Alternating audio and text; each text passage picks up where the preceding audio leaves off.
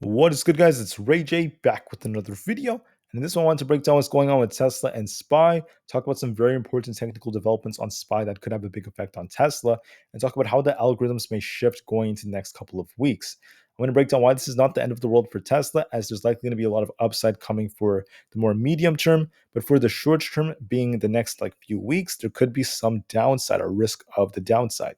So I'm going to break down how strong Tesla's looking, how things are looking so far, and some other very important things going forward. But before I do anything like this, before I get into any more details, let me just mention a couple of things. I'm firstly not a financial planner, so take none of this as financial advice. And also, if you guys can, please check out the Webull link, which is down below and in the description. If you sign up for Webull, the link down below, and deposit any amount of money into the account, you are guaranteed up to 12 free stocks. The offer ends very, very soon in just about 12 days, so check it out before they run out. It has been extended for a limited time offer. Anyways, let's break down what's going on with the market. So, one thing worth noting is that Tesla has some strength. As we mentioned yesterday, it was up. It was down. Excuse me, guys. It was down 0.6% yesterday, whereas SPY was down 1.21%. So, with the market selling off a bit, right, this is giving us signals of a change in market structure and a change in the overall flow.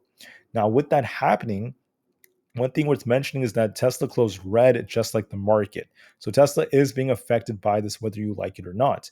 It's just that Tesla has some strength thanks to the Cybertruck and factors like that, and it's not selling off as hard as it could have. And that's a good sign for Tesla. However, the downside that could be coming to the markets, and it's very probable this may continue looking at the current technicals, looking at it, this is going to have a big effect on Tesla, and I want to warn you about this. Now, when we look at Tesla, there's been a little bit more shorting than usual. We're starting to see more shorts piling in, and these shorts could be relentless on many, many occasions. So we have to be careful with the news cycle and any pieces of news that could affect Tesla over the next couple of trading days/weeks. To add on to this, I just wanted to mention that on a seasonality basis, we tend to see some interesting technical developments here. SPY has a tendency of being very similar to Tesla as they have very similar algorithms.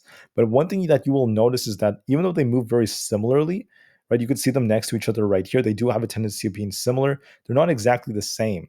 There have been instances where SPY was underperforming compared to Tesla, and other instances where Tesla was underperforming.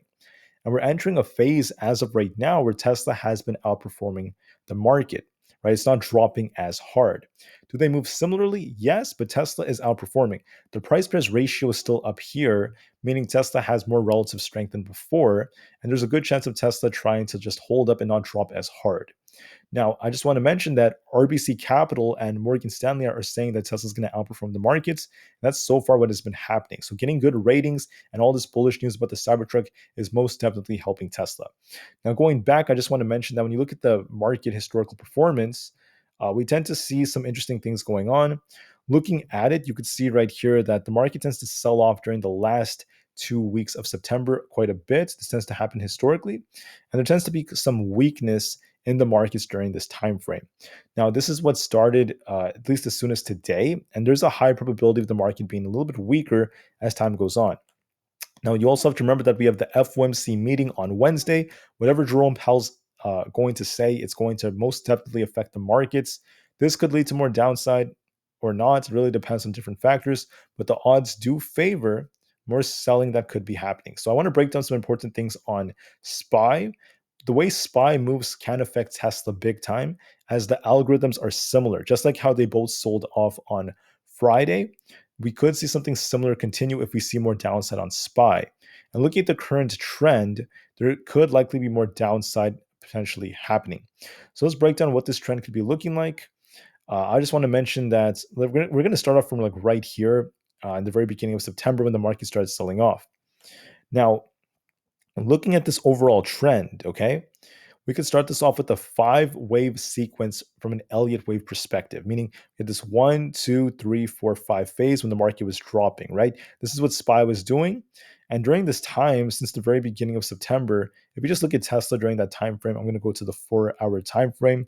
When September started, right about, where is this? I think it's a little bit further back. But you could see Tesla also dropped a little bit with SPY. So as soon as September started right here, Tesla went from being around this 260 area to dropping all the way down to about 240. So we saw Tesla drop quite a bit before this thing continued to push during the second week of September, just like the market, just like this phase right here. So far, Tesla has been moving quite similar to the market. It's just that they're not going to move exactly in terms of like percentages. But for now, I'm just trying to make it clear that the market does affect Tesla. That's like the main point I'm trying to make. So, anyways, looking at SPY, I just want to mention that when we zoom out of the chart, we have this very critical level right here. We have this green trend line right here. You guys can see this trend line right here, this green one. This was broken on Friday. We closed below it, and that is a bearish signal. This is historical support for SPY, and seeing us break below it is another bearish signal. So why is this important? Because when you look at the chart, we had this 5-wave Elliott wave sequence, 1, 2, 3, 4, 5, as we dropped. Then we had a 1, 2, 3 push up. This is when we tried to push upwards in this 3-wave sequence, and now we're starting to develop more downside. Well, what you could do is sort of like zoom out of this, and this whole thing could just be a much larger Elliott wave sequence where we have like the giant 1 here, the 2, a bigger 3, a 4, and then like a 5, just for example. But instead of doing it that way, we could also draw out a smaller sequence. Let me show you what this looks like. So this could be our wave 1 right here, this big drop that we got already. And let me actually fix one thing in the chart. Give me 1 second, guys. So I'm going to make this a little smaller looking so you can see what this may look like. On Monday, there may be an attempt to like rebound. So this could help Tesla push a little higher.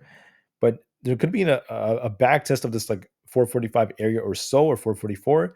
That could be like the 2. Then wave 3 could be around the FOMC period where we just start like a downtrend, and we could start sinking thanks to Jerome Powell or etc. all the way down to 436.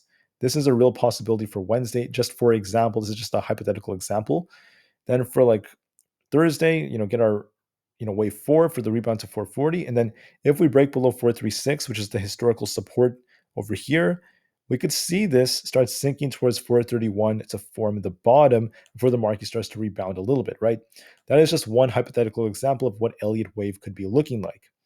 Now, another thing that you could do, right? So we have our Elliott waves kind of like drawn out, is you could delete these, and this whole giant move could be a much larger Elliott wave sequence. Let me explain what that means. So right here, I'm going to try to make this a little small, guys. I do apologize if this is kind of hard for some people to see, but the point I'm trying to make is that there could also be this sequence developing like this, where SPY is going to just it treated this entire five wave sequence as the 1. This push up here would be like number 2. And then number 3, the big sell-off is about to come thanks to like Jerome Powell by Wednesday. Maybe that's a possibility. 4 is like a small rebound. Then we have 5 for the final bottom before the market tries to rebound and start pushing in the upwards direction. After that, we start to rebound as we approach October temporarily, right?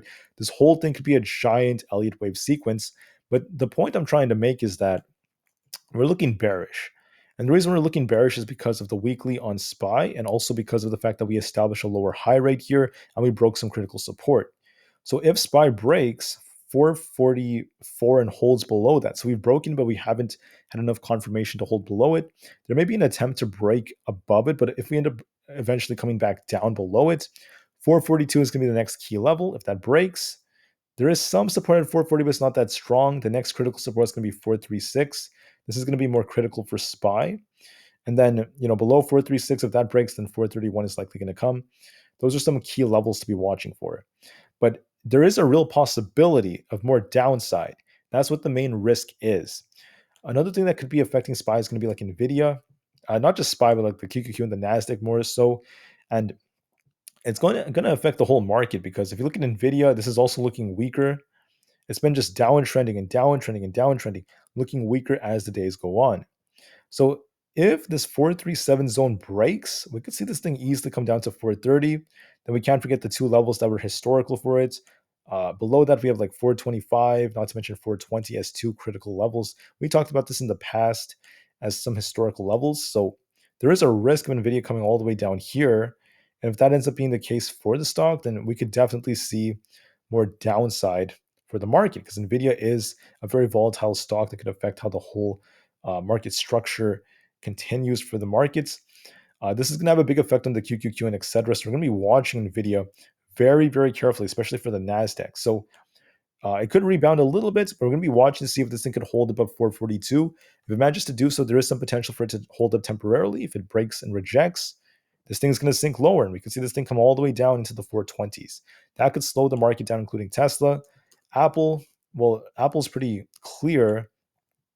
Apple's trying to base, but it's not looking that great because of, I think it's right here, this head and shoulders that developed on it.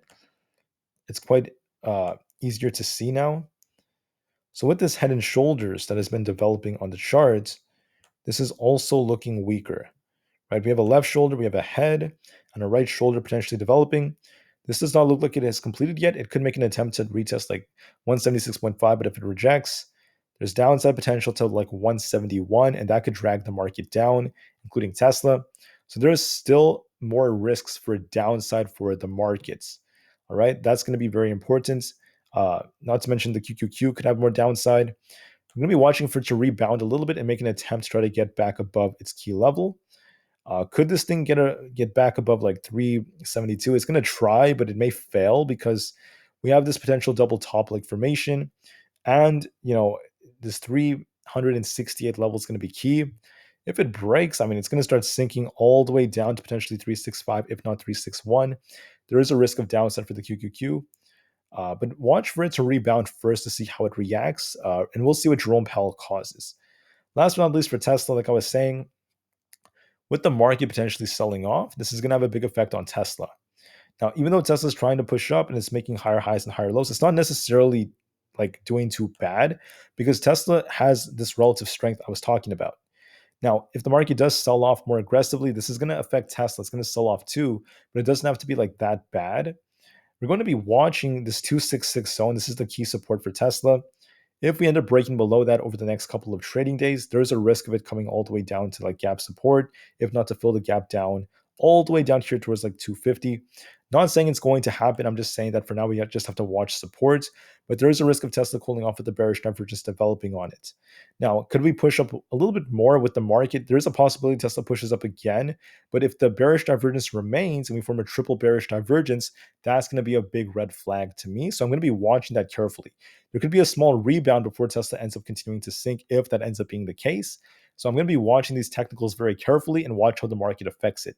Not to mention Jerome Powell's speech on Wednesday. The guy is going to be back. He's going to cause more and more volatility. So looking at the current technicals, watch for a potential rebound and then see how the market holds up. It may not be very strong.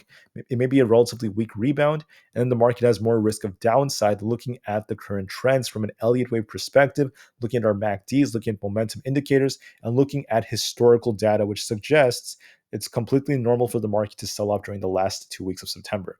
All right, so hopefully this video was helpful. I hope this brought some value into your guys' trading journeys, your lives, just by looking at SPY and how it's looking. And please take care. There is a risk of more downside for Tesla, of course, but it is not the end of the world for Tesla. Like I said yesterday, the Cybertruck is coming out. It's looking very strong and very promising. Tesla's also looking very, very good, at least for the long term, because let me just show you guys the monthly on Tesla's not looking bad. We could be forming an inverse head and shoulders, even if it comes down just a little bit, even if it drops, another $10, $20, that's completely fine. Because on the monthly, this still looks bullish overall. It's still respecting an uptrend since 101 was hit. It could cool off a little bit, then rebound and start pushing much higher and eventually approach $300 over the next few months, thanks to some very, very big news with the Cybertruck, the new models, the improvements, the gigafactories, the list goes on, and potentially even some decent earnings. Now, could there be downside for the short term? Yes, but the long term still is bullish. So is the somewhat medium term for like the next few months. And on SPY, don't forget, this is a giant cup that formed. The handle is still in the process of forming. Could we drop more on SPY? Yes, we can. We could see the 430s. We could see it continue to sink for another like couple of weeks. It's possible. But ultimately, as we approach November, I'm thinking, and I think it's very probable from a technical standpoint, that yes, after the drop comes, we're going to see a monstrous rally in November through December. I want to make that as clear as possible. I'm still leaning in that direction. Okay. This looks like a cup and handle. We're eventually going to see some upside. For the short term, there's going to be downside before any bigger moves are made.